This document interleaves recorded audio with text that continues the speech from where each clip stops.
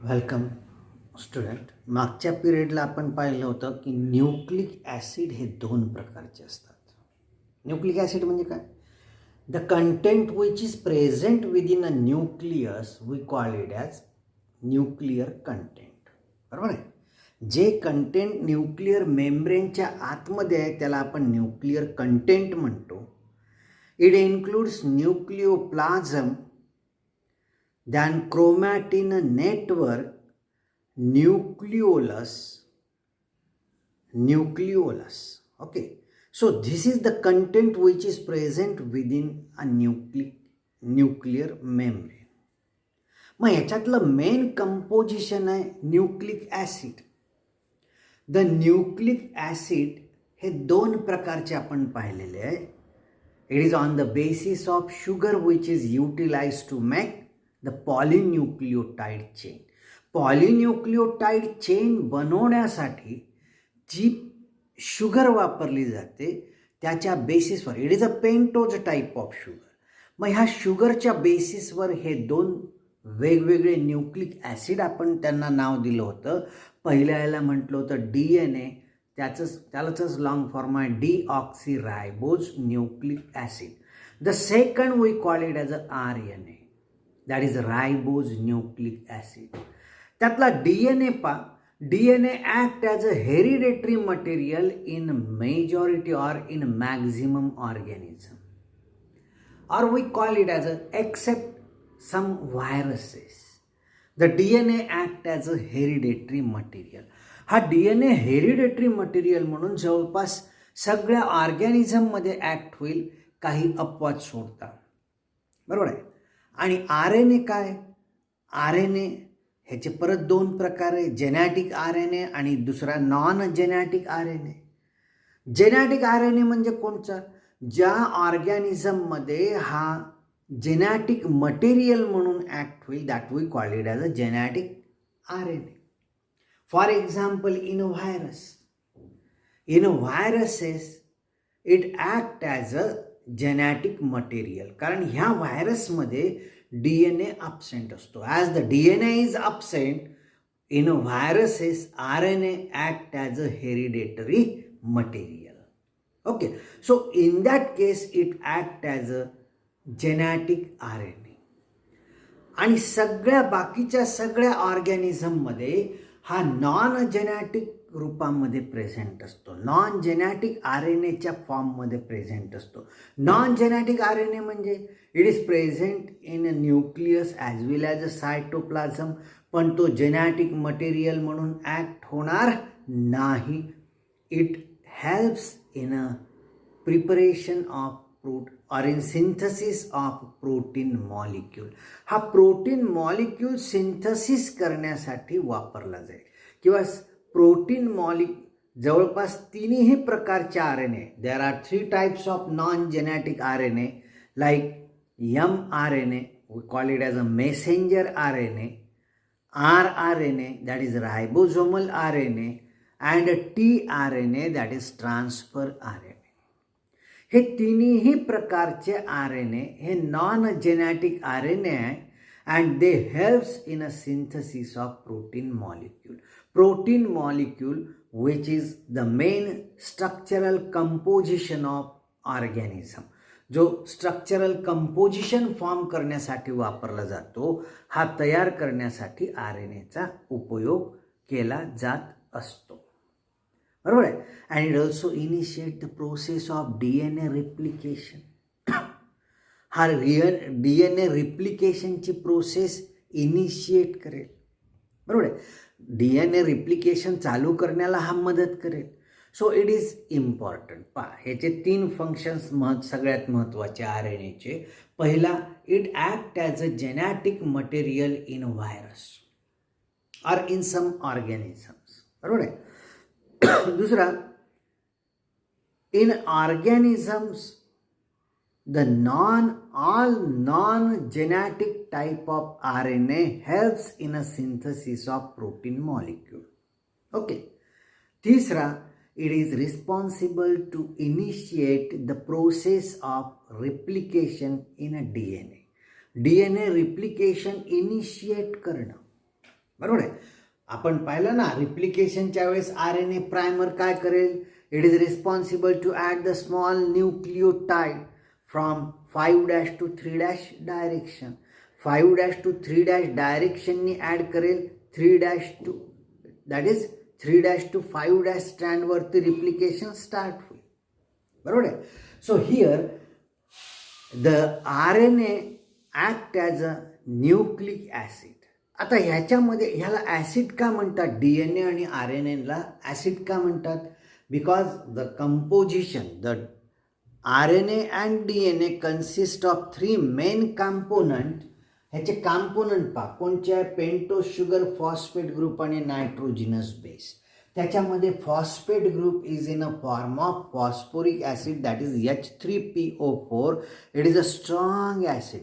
हा strong acid आहे and that's why we called this RNA and DNA as a nucleic acid. Okay. आता हा कसा molecule आहे पहा. It is a single stranded. DNA is a double stranded. RNA is a single stranded. बरोबर आहे. It is a single stranded molecule. It is having a high molecular weight and that's why we call it as a macromolecule. म्हणून आपण त्याला macromolecule म्हणतो. It is present in a nucleus and cytoplasm. हा न्यूक्लियसमध्ये पण present आहे, हा सायटोप्लाझममध्ये पण present आहे. It is also in some cases it is also present in a cytoplasmic cell organelle. ह्याची व्याप्ती कुठे कुठे आहे, न्यूक्लियसमध्ये आहे, प्रेझेंट इन अ सायटोप्लाझम, सायटोप्लाझममध्ये सुद्धा आहे, सायटोप्लाझमिक सेल ऑर्गनेल्समध्ये आहे, जसं क्लोरोप्लास्ट आहे, मायटोकॉन्ट्रियॉन आहे, रायबोझोम आहे. So in cytoplasmic cell organelle it is also present. Act as a genetic material in some viruses, in other present as a non genetic form. It is consist of pentose sugar. आता हा कसा बनला आहे, pentose sugar. Pentose sugar means which is having a formula C5H10O5. जर इथे O4 असेल तर that we call it as a deoxyribose sugar. हा जर the oxygen from hydroxyl group which is attached to the carbon atom number 2 is removed, then this sugar we call it as a deoxyribose sugar. D means removal of oxygen, so call it as a deoxy.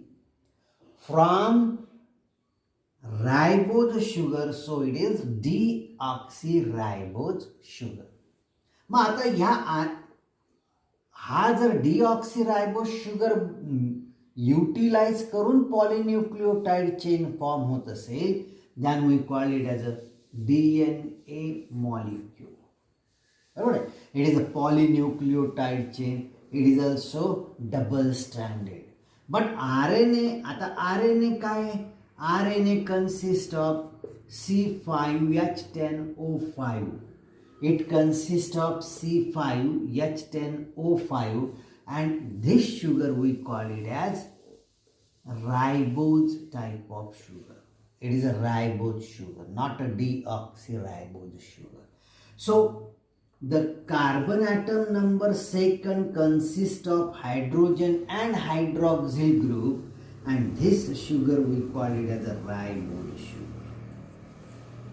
Now, आता ह्याचं ह्या साईडने clockwise डायरेक्शनने जी ऑक्सिजनच्या पहिला carbon हा, दुसरा carbon हा, तिसरा कार्बन हा, चौथा कार्बन हा, पाचवा कार्बन, म्हणजे जसं DNA मध्ये आहे तसंच RNA मध्ये. Out of 5 carbon atom 4 carbon atom constitute to form a ring. ह्या 5 पैकी 4 कार्बन ॲटम रिंग फॉर्म करतील. The 5th carbon atom is outside the ring. याचा 5वा कार्बन ॲटम हा रिंगच्या बाहेर आहे, which is attach to the carbon atom number 4. बरोबर आहे. आता ह्या कार्बनला 5व्या कार्बन ॲटमला काय अटॅच होईल पहा बरं. The 5 carbon atom joins with phosphate group. हा फॉस्फेट ग्रुप सोबत जॉईन होईल. बरोबर आहे. So the phosphate group is attach to the carbon atom number 5 by phosphodiester linkage. हा फॉस्फोडायस्टर लिंकेजनी ॲड होईल and it constitute to form the backbone of RNA molecule. हा RNA मॉलिक्यूलचा बॅकबोन तयार करेल. त्याच वेळेस carbon atom number 1 joins with the nitrogenous bases. त्याच्यातला पहिला कार्बन ॲटम हा नायट्रोजिनस बेसशी जॉईन होईल. त्याच वेळेस 5वा कार्बन ॲटम हा फॉस्फोडायस्टर लिंकेज फॉर्म करेल फॉस्फेट ग्रुपशी. बरोबर आहे.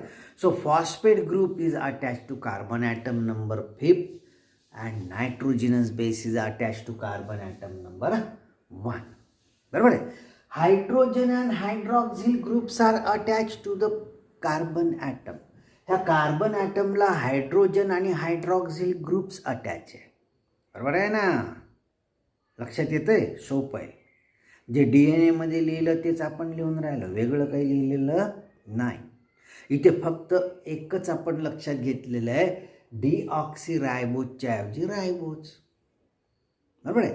डीऑक्सी म्हणजे कार्बन ॲटम नंबर 2 पासनं हायड्रोजन आणि हायड्रॉक्झिल ग्रुप जे अटॅच आहे त्याच्या हायड्रॉक्झिल ग्रुपमधला ऑक्सिजन रिमूव्ह केला, डीऑक्सीरायबोज.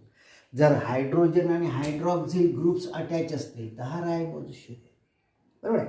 आता दुसरा phosphate group same as in case of DNA. Phosphate group is present in a form of H3PO4, that is inorganic phosphate.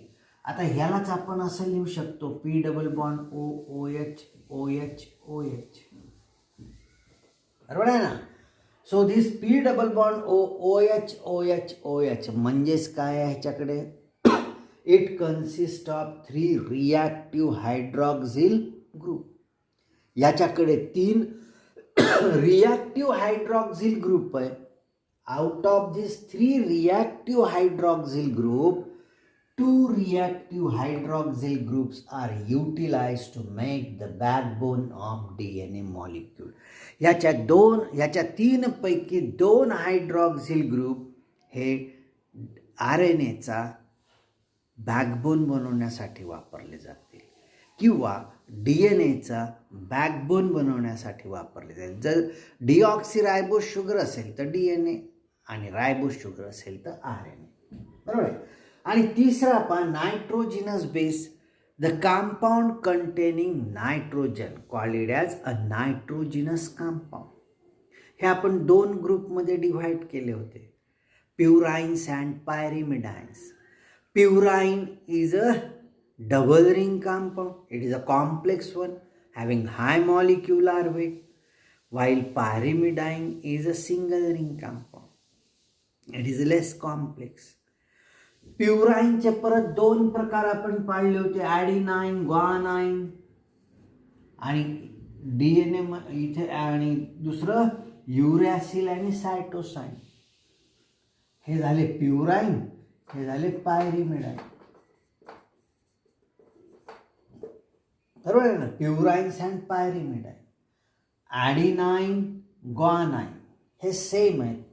बरोबर आहे. जे DNA मध्ये प्रेझेंट आहे, adenine guanine, thymine and cytosine हे DNA मध्ये. पण इथे पायरिमिडाइन बेसमधला thymine is replaced by uracil. Thymine is absent in RNA. Instead of thymine, uracil is present. So this is a difference. हा एक डिफरन्स आहे. थायमाइनच्या ऐवजी युरॅसिल आहे ॲज अ नायट्रोजिनस बेस. बरोबर. मग हा पायरिमिडाइन टाईपचा, हा प्युराईन टाईपचा आहे. Purine double ring compound, pyrimidine single ring compound. आता जसं आपण 4 न्यूक्लिओटाइड DNA मध्ये फॉर्म केले होते तसेच 4 न्यूक्लिओटाइड्स आपल्याला RNA मध्ये तयार करता येतात, as there is a presence of 4 different types of nitrogenous base. मग पहिला न्यूक्लिओटाइड कोणता आहे? Pentose sugar plus phosphate group plus ॲडिनाइन.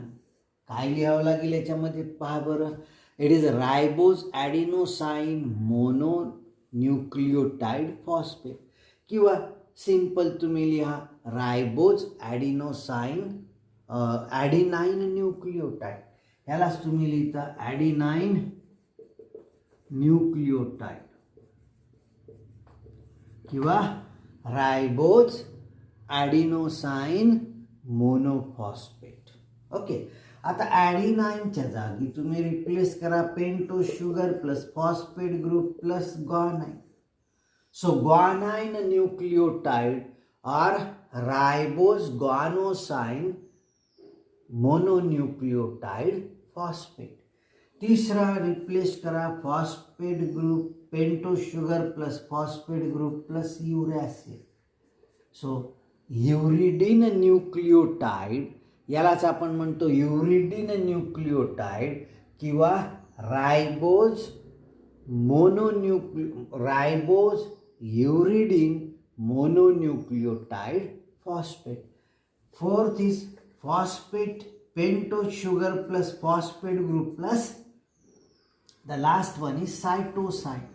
So it is a cytidine nucleotide, or we call it as a ribose cytosine किंवा cytidine mononucleotide phosphate. Ribose cytidine mononucleotide phosphate. आता ह्याच्यामध्ये एक लक्षात घ्या, here the complementary base pairing is absent. DNA is recognized for its unique complementary base pairing, and in a DNA the complementary base pairing occurs between AT and GC. Adenine joins with thymine by 2-week hydrogen bond, and guanine joins with cytosine by 3-week hydrogen bond. हे unique आहे. जिथे ॲडिनाइन आहे DNA मध्ये तिथे thiamine येईल, जिथे guanine आहे तिथे सायटोसाइन येईल. बरोबर आहे. म्हणून DNA मध्ये प्युराइन आणि पायरिमिडाइनचा रेशो हा एकच असतो. In case of DNA the ratio of purines and pyrimidine is always 1:1 because it shows a complementary base pairing. Okay, but in case of RNA it is not the same. 1:1 nasto. It is because the RNA do not shows a complementary base pairing. या RNA मध्ये complementary base pairing नसते, कारण हा single standard आहे. As it is a single stranded, the complementary base pairing is absent, but in some cases like that of rRNA and tRNA, they are folded type of RNA. जर RNA चे आपण प्रकार पाहिले, ribosomal RNA आणि transfer RNA, हे folded टाइप्सचे RNA आहे. And in the folded region, जेवढा रिजन फोल्ड झालेला आहे त्याच्यामध्येच फक्त कॉम्प्लिमेंटरी बेस पेरिंग सापडेल. And complementary base pairing occurs between AU and GC. Replace this thymine by uracil. बरोबर आहे. But it is only in a folded region. हा फक्त फोल्डेड रिजनमध्ये कॉम्प्लिमेंटरी बेस पेरिंग दाखवतो. अदरवाईज हा सिंगल स्टँडर्ड आहे, complementary base pairing ही absent आहे. बरोबर आहे. So the ratio is not always 1:1. Give रिझनमध्ये याच्यावरती प्रश्न विचारला जातो नेहमी. The give reason the ratio of purines and pyrimidine in a DNA is always 1:1. It is double stranded and shows complementary base pairing, but it is not 1:1 in RNA because it is not a folded type of RNA. Complementary base pairing is absent.